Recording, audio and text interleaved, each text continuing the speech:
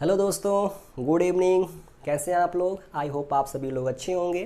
तो पिछले क्लास में हमने संविधान के पार्ट 1 यानी कि यूनियन एंड इट्स टेरिटरी, जिसके अंतर्गत हमने आर्टिकल 1 से लेकर 4 तक डिस्कस कर लिया था।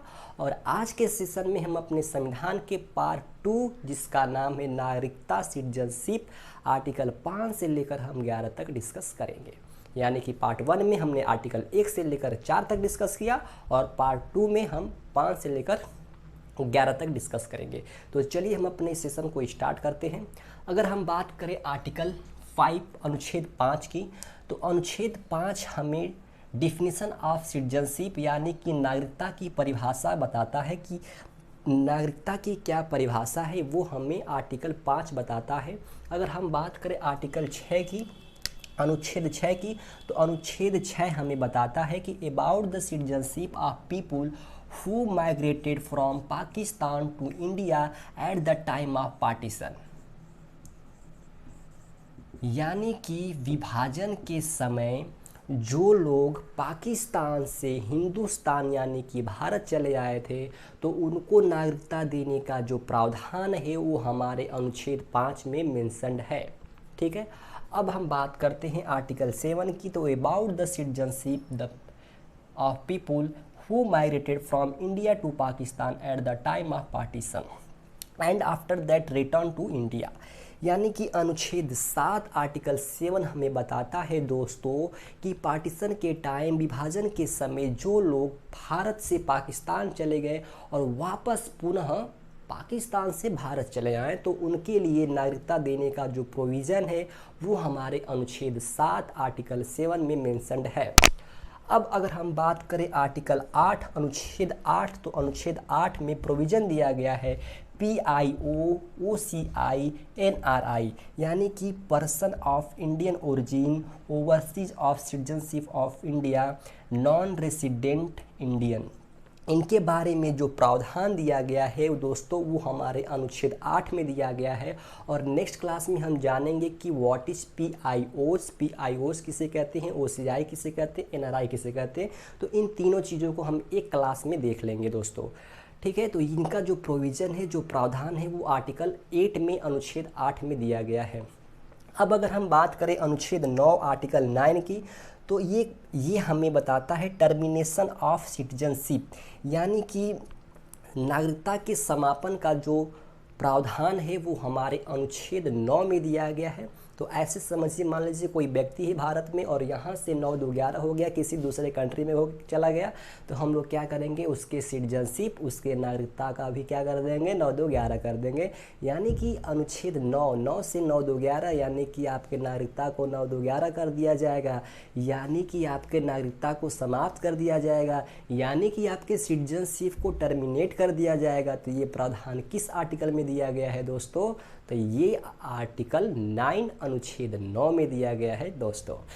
तो अब देखते हैं आर्टिकल 10 आर्टिकल 10 अनुच्छेद 10।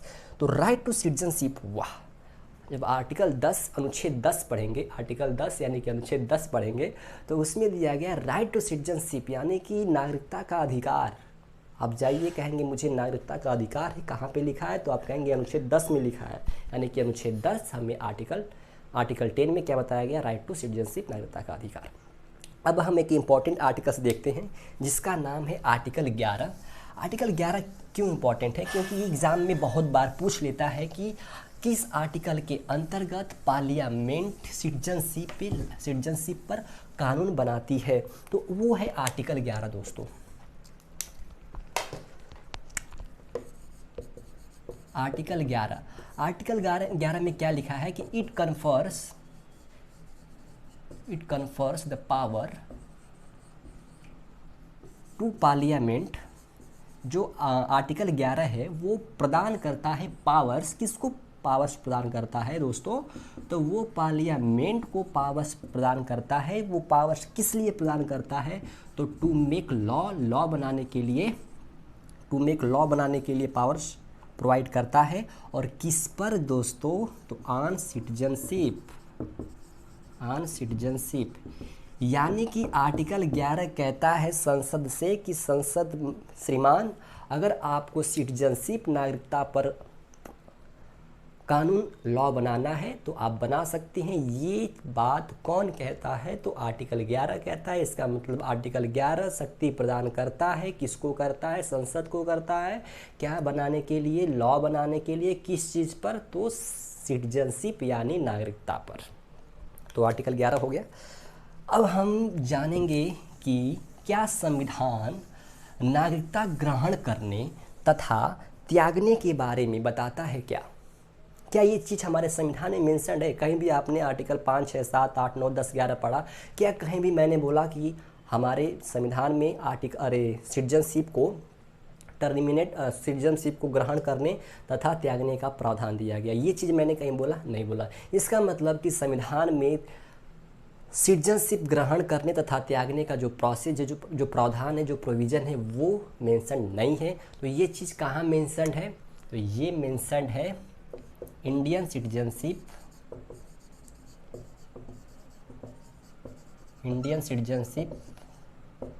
अमेंडमेंट